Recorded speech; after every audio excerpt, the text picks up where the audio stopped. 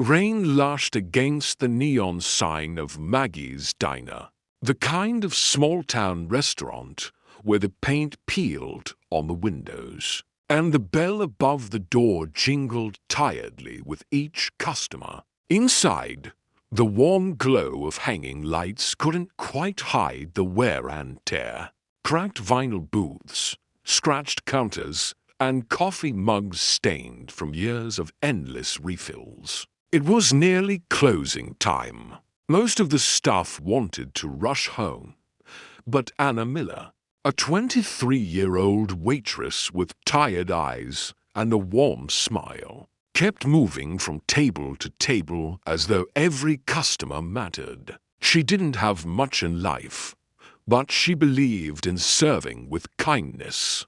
The diner was almost empty when the door opened, and a gust of cold air swept in. A man stepped inside, drenched from the rain. His coat looked too thin for the weather, his shoes scuffed, his posture weary. Anna glanced up from behind the counter. Another late-night drifter, she thought.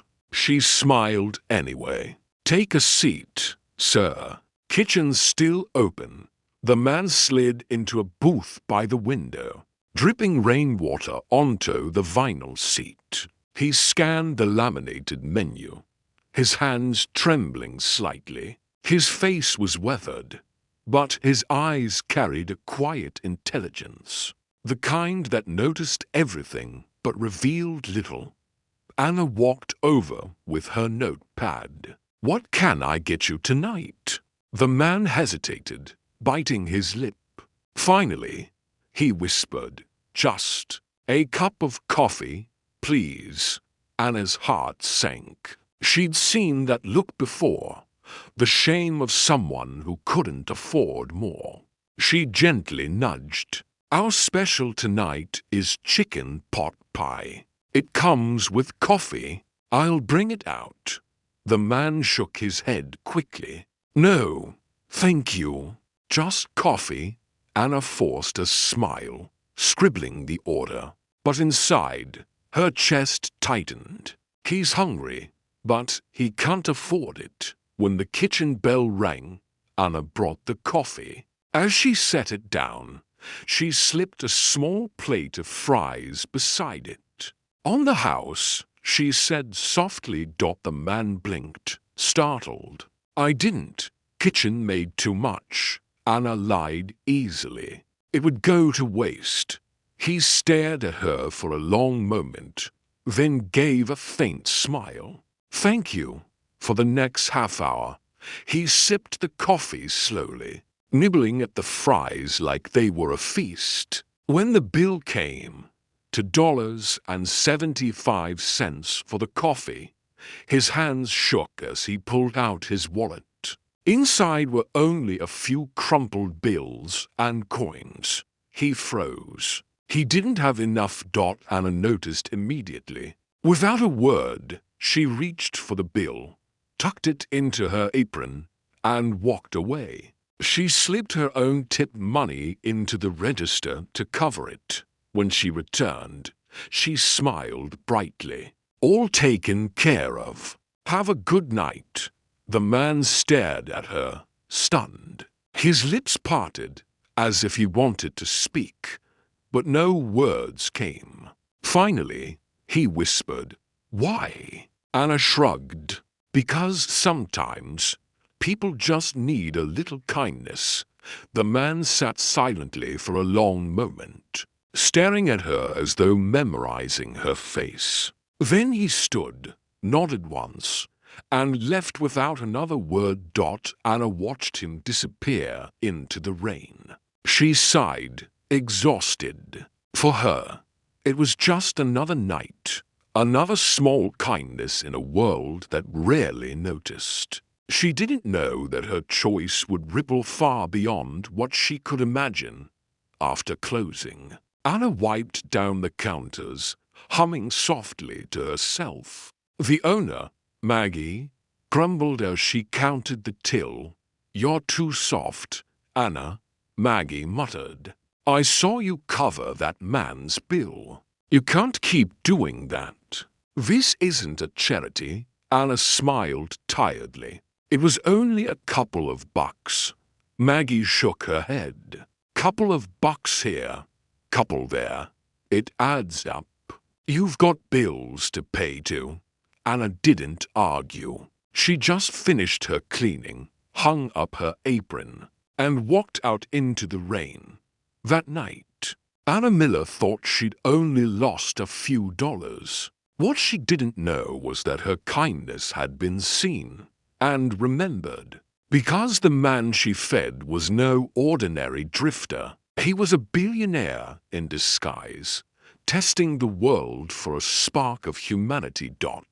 And by morning, her life and the diner itself would never be the same. The morning after the storm, the diner bustled again with truckers, office workers, and regulars who came for cheap coffee and greasy bacon. Anna tied her apron, pasted on her smile, and moved quickly from booth to booth. But beneath her practiced cheer, she was exhausted. She had barely slept. Rent was due in 3 days. Her mother's medical prescriptions sat unpaid on the kitchen counter. Her younger brother had texted her last night, asking if she could help buy him a new pair of shoes for school. And yet, despite everything, she had given away her tip money to a stranger. Anna lived in a tiny two-room apartment above a laundromat. The paint peeled, the pipes leaked, and the heating worked only half the time. Her mother, once a nurse, had been forced to quit work after an accident left her back permanently injured. Her younger brother, Ethan, was just 16, bright but restless, constantly embarrassed by their poverty. Every day, Anna worked double shifts just to keep food on the table. She skipped meals herself so her brother could eat more. And every night, after finishing dishes and cleaning floors, she sat by her mother's side, massaging her back and promising, "One day things will get better." Her mother would smile sadly, knowing Anna carried more weight than anyone her age should. What Anna never told anyone was her secret dream. She wanted to own a small cafe one day. Not a flashy chain, not a grand restaurant, just a cozy corner shop where people felt welcome, where nobody had to count pennies before ordering. At night, she scribbled menu ideas in a battered notebook. She even drew sketches of how her cafe would look. Warm lights, bookshelves, homemade pies. But it was just a dream. On a waitress's salary, barely surviving each month, it seemed impossible. Meanwhile, across town, the man Anna had fed sat in a penthouse suite of the city's most luxurious hotel. Gone was the worn coat and scuffed shoes. Now he wore a crisp suit, sipping espresso from fine china. His name was Daniel Grayson, billionaire investor, CEO of Grayson Capital, known to the world as ruthless, brilliant, and cold. But Daniel had a habit few knew about. He sometimes disguised himself and visited ordinary places, testing the humanity of those around him. Too often, he found greed, impatience, or cruelty. But last night, in a rundown diner, a young waitress had shown him something different. She had given without asking anything in return. She had treated him with dignity when others would have turned away. And that simple act had shaken something deep inside him. Back at Maggie's diner, Anna's kindness wasn't celebrated. "Anna," Maggie barked, waving a receipt. "You shorted the till last night." Anna froze. "I covered a customer's bill." "You covered it? With my money? I paid out of my tips. Tips or not. This isn't charity. Maggie snapped. Do it again and you're out. You hear me? Anna bit her lip, nodding silently. Losing this job would destroy her family. She couldn't risk it, but her heart ached. Was it really wrong to show compassion? By afternoon, word had spread among the staff. Did you hear? One cook snickered. Anna paid some bum's bill. Always the saint, another waitress muttered. What's she think? She's Mother Teresa. Anna flushed with embarrassment. She tried to focus on her tables, but the whispers stung. Only Ethan, waiting for her outside after school, understood. You did the right thing, Anna, he said firmly. Dad would have been proud. Her throat tightened. Their father had passed years ago, but his lessons lived on. Help when you can, even if it costs you. That evening, Daniel stood at his office window, watching the city lights. His assistant entered. Sir, the Crawford acquisition papers are ready. Shall we finalize tomorrow? Daniel didn't answer. His mind was still on the waitress. He had seen ambition, greed, and flattery his entire life. But rarely had he seen selflessness. He turned slowly. Cancel tomorrow's meetings. I'll be busy. The assistant blinked. Busy where? Daniel's lips curved into the faintest smile. At a small diner. There's something I need to do. Anna Miller thought her kindness had cost her. Respect from her boss, whispers from her co-workers, and money she couldn't spare. But she didn't know that her small act had struck the heart of a billionaire. And while she worried about rent and prescriptions, Daniel Grayson was preparing to make a decision that would change her life forever. The next evening, the bell above Maggie's diner jingled again. Anna looked up from behind the counter, and her heart skipped. It was the same man from last night, only this time he looked different. His coat was still worn, but his posture was straighter, his gaze sharper. He slid into the same booth by the window. Anna hesitated, tray in hand. Her co-workers exchanged smirks. Your boyfriend's back. One whispered, careful, another teased. Maybe he wants another free meal. Ignoring them, Anna walked over with her notepad. Welcome back. Coffee again? The man studied her face for a moment before nodding. Yes, and maybe the pot pie tonight. Anna's smile softened. Good choice. Maggie, the diner's owner, spotted the man and scowled. That drifter again? If he can't pay this time, you're covering it, Anna. I mean it. Anna clenched her jaw. He'll pay. She wasn't sure why she believed that. Only that something about the man's steady eyes told her. He wasn't what he seemed. When Anna brought the meal, she set it down gently. I'm glad you came back, she said. The man looked up, surprised. Most people wouldn't say that. I'm not most people, Anna replied with a faint smile. For the first time, he chuckled. Then he asked quietly, why did you do it? Pay my bill. Anna hesitated, then shrugged. Because you looked like you needed it. And sometimes I know what that feels like. His gaze softened. For a moment, the weary mask slipped, and she glimpsed something else. Strength, intelligence. Something far bigger than a struggling customer. When he finished, he pulled out a crisp $100 bill and set it on the counter. Anna blinked. Where had that come from? Keep the change, he said simply, before walking out. The entire diner froze. Maggie's jaw dropped. The cooks peeked from the kitchen.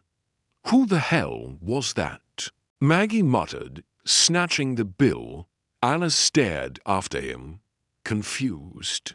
Who was he? The next day, whispers filled the diner. That guy was probably a criminal, one co-worker said. Or a scam artist, another added. Anna's too naive. She'll get burned. Even Maggie cornered her. If he comes back, you don't cover him again. I don't care how sad he looks. We run a business, not a charity. Anna nodded quietly, but her mind kept returning to the man's steady eyes and that $100 bill. Something didn't add up. Across town, Daniel sat in his sleek office, scrolling through a tablet. On the screen were photos, reports, and notes about Anna Miller, her family, her background, her struggles. His assistant frowned. You're really digging into this girl? Daniel didn't look up. She gave me something no one else has in years. Kindness without calculation. I want to know who she really is. The assistant hesitated. And if she's genuine. Daniel's lips curved faintly. Then she deserves more than tips.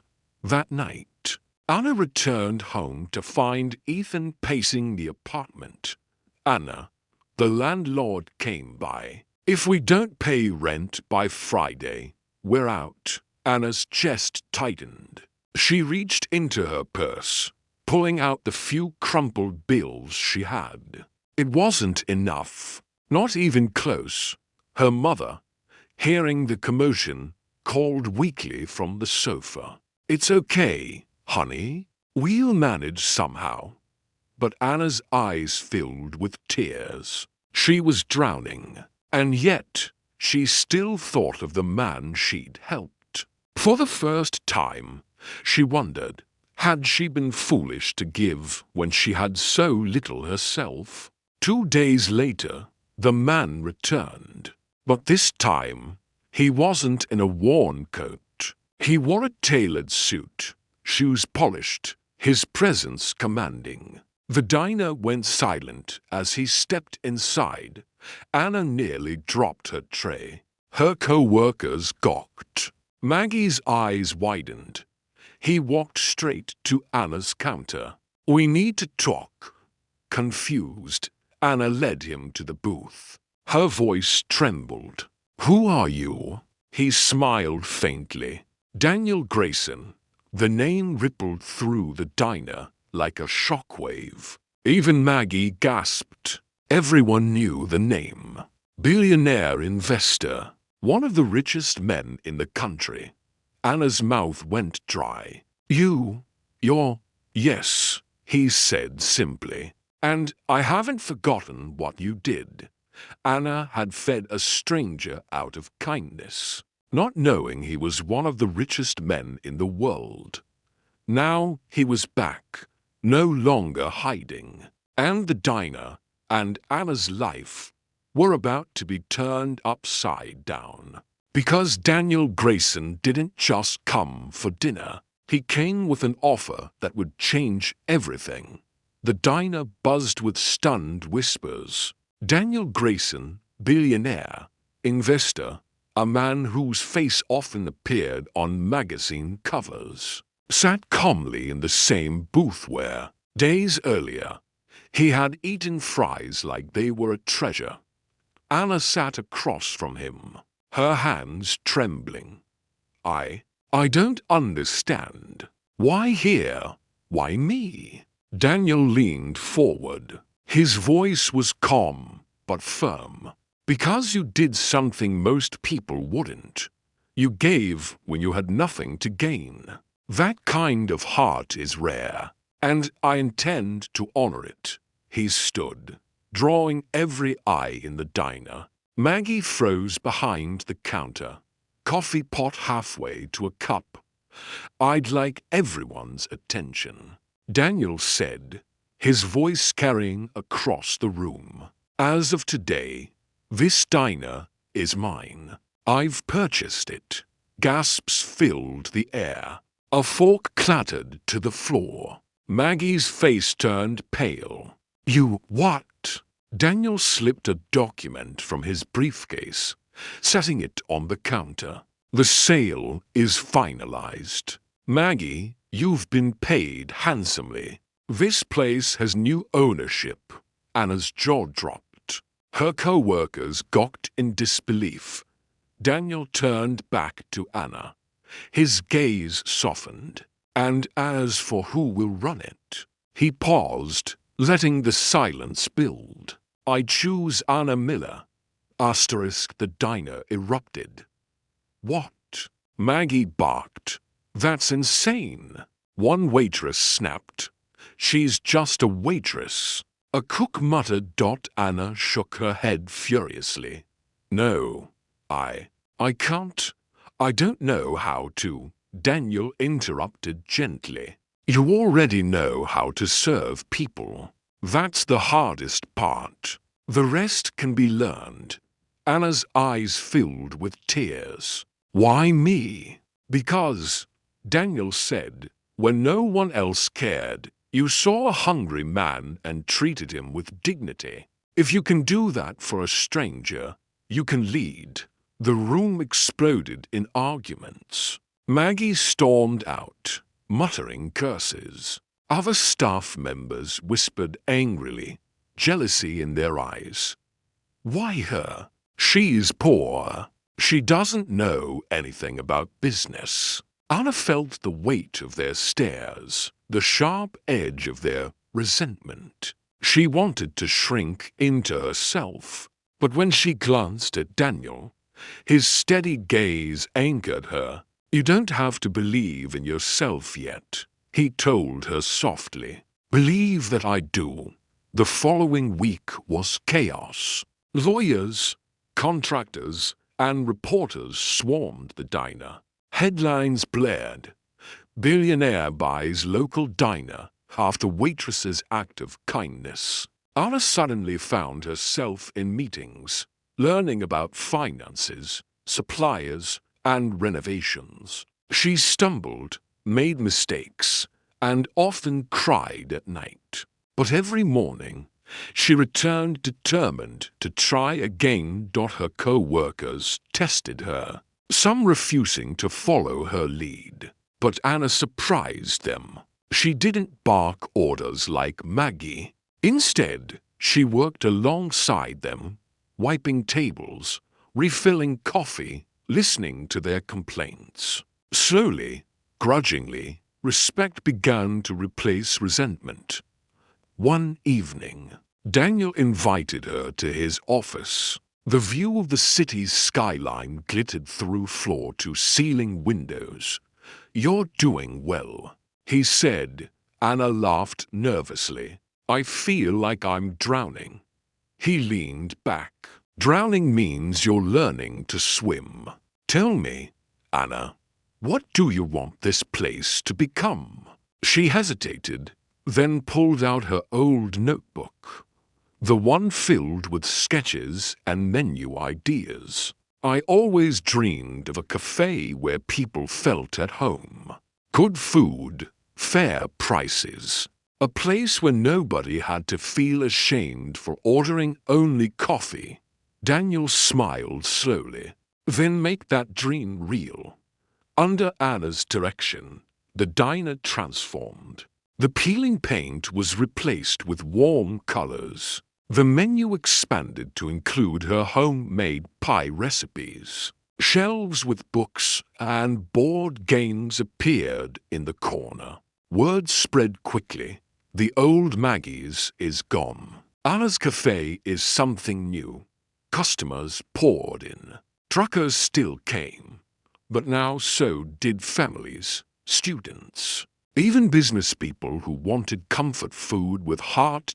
Anna stood behind the counter one evening, watching the bustling room with tears in her eyes. It was happening. Her dream was alive. But not everyone was happy. One night, Maggie returned, bitterness etched on her face. "You'll never last," she sneered. "You're just playing owner until you fail. Then he'll toss you aside." Anna steadied herself. For years, Maggie's words would have broken her. But now, she met her eyes with quiet strength. "Maybe. But I'd rather fail trying to build something with kindness than succeed in cruelty." Maggie's face darkened. She left without another word. Anna Miller had gone from a struggling waitress to the manager of a diner reborn. But her journey was far from over, because success wasn't just about money or headlines. It was about holding on to the kindness that had started it all, and proving to herself that she truly belonged. And as Daniel Grayson watched her flourish, he realized something too. Maybe, for the first time in years, he was learning from someone else. Months passed, and the diner, now rebranded as Anna's Cafe, had become the heart of the small town. What was once a nearly empty stop for cheap coffee was now full of laughter, clinking dishes, and the aroma of homemade pies. Anna, no longer just the girl in an apron, moved through the cafe with quiet confidence. She wasn't barking orders. She was leading with empathy. If a dishwasher was overwhelmed, she jumped in to help. If a customer was lonely, she sat at their table for a few minutes. She still worked hard, harder than ever, but she carried herself differently now. Not as someone barely surviving, but as someone shaping a future. At home, the changes were even more profound. The first time Anna paid rent early, her landlord's eyebrows shot up. Ethan finally got new shoes, and with Anna's encouragement, he started dreaming about college. Their mother, relieved of the constant stress, even began physical therapy again. One evening, as the three of them shared dinner at their tiny table, Ethan raised his glass of soda. To Anna, he said proudly, "The toughest, kindest sister in the world." Anna laughed through tears. For the first time, their home felt lighter, freer. Meanwhile, Daniel visited the cafe often, always without fanfare. He'd sit in the corner, watching Anna in her element. She reminded him of something he had almost forgotten, that business wasn't only about numbers, but about people. One evening, he approached her. "You've done well. Better than I imagined." Anna smiled. "I'm just doing what I always wanted." Daniel studied her. "Do you realize you've built something I couldn't? I have empires, but you've built a family here." For the first time, Anna saw vulnerability in his eyes. The billionaire who had tested her had been changed by her too. Success brought new challenges. A rival investor approached Anna, offering to buy the cafe for triple its value. "Take the money," he urged. "You'll be rich. You can leave all this behind." For a moment, Anna was tempted. She thought of her struggles, the years of poverty. But then she looked around, at the faces of her loyal customers, at the warmth of the cafe she had dreamed about since she was a child. She shook her head. "This place isn't for sale." It was never about money. It's about people. The rival left, disappointed. But Daniel, standing quietly nearby, smiled with pride. She had passed the real test. One night, as the cafe lights dimmed and the last customers left, Anna stood by the window, watching the rain. She remembered that stormy night when a hungry man had walked in, unable to pay. She remembered sliding the bill into her apron and covering it with her own tips. She whispered to herself, "It all started with just a cup of coffee." The narrator's voice rose. Closing the story, Anna Miller proved that even the smallest act of kindness can ripple into something greater than we can imagine. She paid a bill worth only a few dollars, and in return, she gained a future worth millions. In a world obsessed with wealth, status, and appearances, never forget, kindness still has the power to change lives. Sometimes it even buys the restaurant. So remember, never underestimate the value of kindness. What you give freely today might return tomorrow in ways you could never dream. If Anna's story inspired you, don't forget to like, share, and subscribe for more powerful true stories.